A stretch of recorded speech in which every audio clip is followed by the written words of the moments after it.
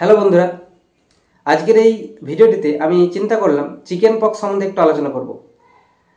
আজকাল এই চ্যানেলে খুবই কম ভিডিও দেওয়া হচ্ছে, বিকজ টাইমের খুবই অসুবিধা, অভাব, সময় পাওয়া যাচ্ছে না। অনেক ভিউয়ার্সরা কমেন্ট করেন ভিডিও দেওয়ার জন্য, স্পেশালি অ্যাকিউট কেসগুলো আগের মতন শেয়ার করার জন্য, তবে সময় না পাওয়ার জন্য দেওয়া হয়ে ওঠে না। তবে আমি অবশ্যই চেষ্টা করব সময় বের করে কিছু ভিডিও দেওয়ার। তো আজকে সময় পাওয়ার জন্য, সময়কে সঠিকভাবে কাজে লাগিয়ে আমি চিন্তা করলাম আজকের ভিডিওতে চিকেন পক্স সম্বন্ধে আলোচনা করব। চিকেন পক্স সম্বন্ধে এই জন্য আলোচনা করব কারণ এই যে সিজন, এই যে সময়টা চিকেন পক্সের সময়, যে সময়টাতে আমি ক্লিনিক্যালি দেখছি চিকেন পক্সের অনেক কেস রয়েছে, অনেক কেস আসছে এবং আরও কিছুদিন পর চিকেন পক্সের কেস আরও বেড়ে যাবে। তাই জন্যে চিকেন পক্স সম্বন্ধে আলোচনা করা উচিত। আর তাছাড়াও চিকেন পক্স সম্বন্ধে মানুষের মধ্যে অনেক মিসকনসেপশন রয়েছে, সেগুলোকে দূর করা উচিত।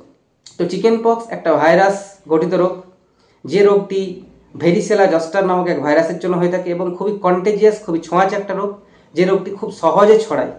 ওই জন্য চিকেন পক্সের রোগীদেরকে প্রথমেই যেটা করণীয় সেটা হচ্ছে আইসোলেটেড রাখতে হবে, অর্থাৎ একটা ঘরের মধ্যেই থাকতে হবে, ঘরের বাইরে সেরকমভাবে যাওয়া উচিত নয়। যদি স্কুল কলেজের ছাত্র ছাত্রী হয়ে থাকে তাহলে তাদেরকে স্কুল কলেজ বন্ধ করা উচিত, বা কাজের মানুষ হয়ে থাকলে তাদেরকে বাইরে যাওয়া বন্ধ করতে হবে। প্রথমত এটা করা উচিত। আচ্ছা, প্রথমে আমি বলে নিই চিকেন পক্স হলে কি কি সাইন এবং সিমটমস আমরা আমাদের মধ্যে দেখতে পাবো।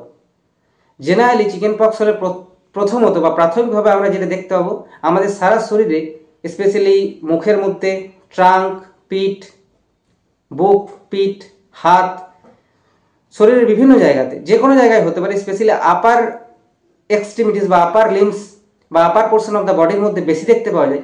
তবে শরীরের যে কোনো জায়গাতেই হতে পারে বড় বড় উদ্ভিদ দেখতে পাবো, মসুর দানা বা তার থেকে বড় একটু, বা তার থেকে কখনো কখনো ছোটও হতে পারে, জল ভরা ইরাপশন বা উদ্ভিদ দেখতে পাবো। যে উদ্ভিদগুলোতে চুলকানি থাকতে পারে, জ্বালা থাকতে পারে, যে উদ্ভিদগুলো কখনো কখনো হোয়াইটিশ হতে পারে, কখনো কখনো রেডিশ কালারের হতে পারে, কখনো কখনো সেখানে জ্বালা থাকতে পারে, ব্যথা থাকতে পারে, এই ধরনের উদ্ভিদ প্রাথমিকভাবে আমরা আমাদের শরীরে চিকেন পক্স হলে দেখতে পাবো। দ্বিতীয়ত, এই উদ্ভিদগুলোর সাথে সাথে আমাদের সারা শরীরে ব্যথা থাকবে, প্রচুর মাসকুলার পেন থাকবে, তার সঙ্গে হেডেক অর্থাৎ মাথা ব্যথা, চোখে ব্যথা থাকতে পারে, গলায় ব্যথা থাকতে পারে, দুর্বলতা থাকবে, স্বাভাবিকভাবে প্রচুর পরিমাণে দুর্বলতা আমরা দেখতে পাবো চিকেন পক্সের পেশেন্টদের মধ্যে। সর্দি হাঁচি থাকতে পারে, তার সাথে ম্যালেজ অর্থাৎ এক ধরনের ক্লান্তি ভাব, অস্বাচ্ছন্দ্য বোধ, এই ধরনের জিনিসগুলো দেখতে পাবো। ডালনেস, টায়ার্ডনেস, ডিজিনেস, কোনো কিছু করতে না পারার ইচ্ছা, ঘুম ঘুম ভাব, ক্লান্তি ভাব, খাবারে অরুচি, এই ধরনের সিমটমগুলো মোটামুটি বা এই ধরনের সাইনগুলো মোটামুটি আমরা চিকেন পক্সে দেখতে পাই। তো চিকেন পক্স হলে এই সাইনগুলো যদি আমরা দেখতে পাই, তার সাথে যদি আমরা উদ্ভিদ দেখতে পাই, তাহলে আমরা ধরতে পারি এই কেস চিকেন পক্সের। এই ধরনের যে সিমটমগুলো, গলায় ব্যথা, গা হাত পা ব্যথা, মাথা ব্যথা অথবা দুর্বলতা, ডিজিনেস, ডালনেস, ড্রাউজিনেস, ম্যালেজ, অস্বাচ্ছন্দ্যবোধ, এগুলো কিন্তু জেনারেল কোল্ড করাইজেতেও হয়ে থাকে। তাহলে জেনারেল কোল্ড করাইজা এবং চিকেন পক্সের মধ্যে পার্থক্য কি? পার্থক্য এইটুকুই, জেনারেল কোল্ড করাইজাতে জেনারেলি আমরা কোনো উদ্ভিদ স্কিনের মধ্যে বা আমাদের শরীরে দেখতে পাই না, কিন্তু চিকেন পক্সের ক্ষেত্রে শরীরের বিভিন্ন জায়গাতে আমরা উদ্ভিদ দেখতে পাবো, যেটাকে ভেসিকেলস বলা হচ্ছে। এক ধরনের মসুর দানার মতন বা তার থেকে বড় জল ভরা ইরাপশন বা উদ্ভিদ দেখতে পাবো। এই উদ্ভিদগুলোতে কখনো ব্যথা থাকতে পারে, কখনো জ্বালা থাকতে পারে, কখনো ব্যথা নাও থাকতে পারে। চিকেন পক্সের পেশেন্ট হলেই যে সবসময় গা হাত পায়ে ব্যথা বা দুর্বলতা বা জ্বর থাকবে এমন কোনো মানে নেই। কখনো জ্বরের সঙ্গে আমরা চিকেন পক্স দেখতে পারি, কখনো গা হাত পায়ে ব্যথার সঙ্গে চিকেন পক্স দেখতে পারি, আবার কখনো কোনো সিমটমস ছাড়াই শুধুমাত্র ইরাপশন বেরিয়েছে, এই ধরনের কেসও আমরা ক্লিনিক্যালি দেখে থাকি। তাহলে চিকেন পক্স হয়েছে মানেই কিন্তু জ্বর আসবেই সব ক্ষেত্রে, বা অনেক বেশি জ্বর আসবে এমন নয়। হালকা জ্বর থাকতে পারে, বা জ্বর একদমই না থাকতে পারে, আবার অনেক বেশি জ্বর থাকতে পারে, হালকা গা হাত পায়ে ব্যথা বা একদমই না গা হাত পায়ে ব্যথা থাকতে পারে।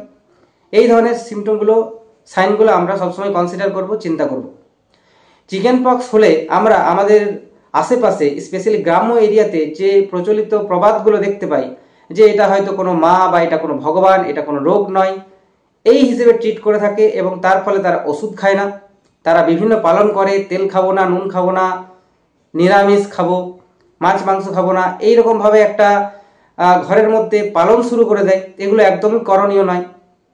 এগুলো করলে বাড়ির যে সমস্ত মেম্বার রয়েছে তারা আরও দুর্বল হয়ে যাবে। আর যেহেতু এই চিকেন পক্সের ভাইরাস খুব দ্রুত ছড়িয়ে যায়, তাই পেশেন্ট অর্থাৎ সাবজেক্টের কাছ থেকে আরও যে মেম্বারগুলো রয়েছে তারা দ্রুত আক্রান্ত হওয়ার সম্ভাবনা তাদের বেড়ে যাবে যদি তারা ঠিকঠাক খাবার না খায়, নিরামিষ খাবার খায়। তাই জন্য আমার প্রথম যে অ্যাডভাইস সেই সমস্ত পেশেন্ট এবং সেই সমস্ত পেশেন্টদের বাড়ির লোকজনদেরকে, যে খাবার আপনারা যেমন খান সেরকমই খাবেন, খাবার কোনো পালন করবেন না, আপনার যেটা ইচ্ছা সেটাই খাবেন। এটা বাড়ির অন্যান্য মেম্বারদের জন্য বলছি আমি। আর যার হয়েছে যে সাবজেক্ট অর্থাৎ যে পেশেন্ট বা রোগী, তাকে বলবো আপনারও যা ইচ্ছা তাই খান, শুধুমাত্র ঠান্ডা জিনিস খাবেন না, মোটামুটি লিকুইড খাওয়ার চেষ্টা করবেন, বা অন্যান্য খাবার যেগুলো আপনার খাওয়ার ইচ্ছে সেগুলো খেতে পারেন। স্পেশালি ফল খাবেন বেশি করে এই টাইমটাতে। আরও আপনার যেগুলো খেতে ইচ্ছা করছে সবই আপনি খেতে পারেন, এমন কিছু নিয়ম নেই যে এটা খাওয়া বারণ। তো জেনারেলি এই চিকেন পক্সের ভ্যাকসিন উঠে গেছে এখন। অ্যালোপ্যাথিক সায়েন্স বলছে এই চিকেন পক্সের ভ্যাকসিন যদি আগের থেকে নেওয়া হয় তাহলে এটা অনেকটাই প্রতিরোধ করা যায়, এটার প্রমাণও তারা পেয়েছেন। তো আমি যেহেতু হোমিওপ্যাথিক ফিজিশিয়ান তাই জন্য আমি এই ভ্যাকসিনের কথা বলবো না, বিকজ এই ভ্যাকসিনের কথা বলতে গেলে হোমিওপ্যাথির কিছুটা নীতিবিরুদ্ধ হয়ে যায়। আর আমি ভ্যাকসিনকে খুব একটা সাপোর্টও করি না, যে আগের থেকে আমরা ভ্যাকসিন নিয়ে নেব কোনো রোগের জন্যে, এটা ঠিক নয়। আর সব ক্ষেত্রে এইভাবে আটকানোও সম্ভব নয় কোনো ভাইরাস বা কোনো রোগকে আগের থেকে ভ্যাকসিন নিয়ে। এই রিসেন্টলি, খুব বেশি দিন আগের কথা নয়, 3-4 বছর আগের কথা, আমরা দেখলাম করোনা এসেছিল, বা 5 বছর আগের কথা, করোনা এসেছিল, করোনার জন্য ভ্যাকসিন নেওয়া হলো, কিন্তু সেই ভ্যাকসিনে কতটা আটকালো করোনা বা কতটা আটকালো না এটা একটু বলা মুশকিল বা বোঝা মুশকিল। তো যাই হোক, ওটা অন্য ধরনের একদম টপিক সম্পূর্ণ, ওটা একটা আর্গুমেন্টের মধ্যে চলে যাবে, ওটা বলার এখানে প্রয়োজন মনে করছি না আমি। তো আমি বলছি মোটামুটি আপনারা যদি ভ্যাকসিন নিতে চান অ্যালোপ্যাথিক ডাক্তার কাছে গিয়ে তার পরামর্শ নিতে পারেন। এর ভ্যাকসিন আছে, এই ভ্যাকসিন নিয়ে অনেকটাই হয়তো আটকানো যায় অ্যালোপ্যাথিক মতে। বাট যদি আপনার হয়ে যায়, ভ্যাকসিন নিয়েছেন বা না নিয়েছেন, আপনার যদি এই চিকেন পক্স হয়ে যায়, তাহলে আপনার যেটা করণীয় সেটি হচ্ছে আপনি বাড়ির মধ্যে থাকুন, আপনি খাবার খান ঠিকঠাক, মোটামুটি চিকেন পক্স 7 থেকে 10 দিনের মধ্যে ঠিক হয়ে যাবে।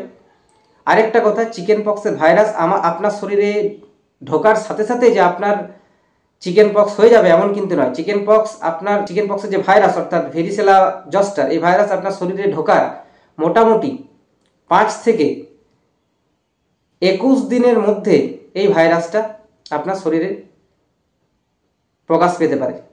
অর্থাৎ এই ভাইরাসটা ঢোকার মোটামুটি 2-4 দিনের মধ্যে আপনার শরীরে এই উদ্ভিদগুলো দেখা দেবে, এর কোনো মানে নেই।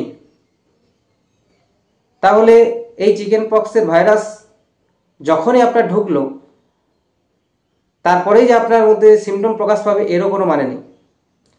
তাহলে মোটামুটি আপনার যখন জ্বর বা কোনো সিমটমস দেখা যাচ্ছে, তার মানে তার অনেক দিন আগেই আপনার চিকেন পক্সের ভাইরাস শরীরে ঢুকেছে, এবং মোটামুটি 2 দিন আগের থেকে আপনার চিকেন পক্সের যে উদ্ভিদ, সেই উদ্ভিদ বেরোনোর 2 দিন আগের থেকে আপনার মোটামুটি জ্বর বা গা হাত পা ব্যথা বা অন্যান্য যে অ্যাসোসিয়েটেড সিমটমগুলো সেটা আপনি আপনার মধ্যে লক্ষ্য করবেন।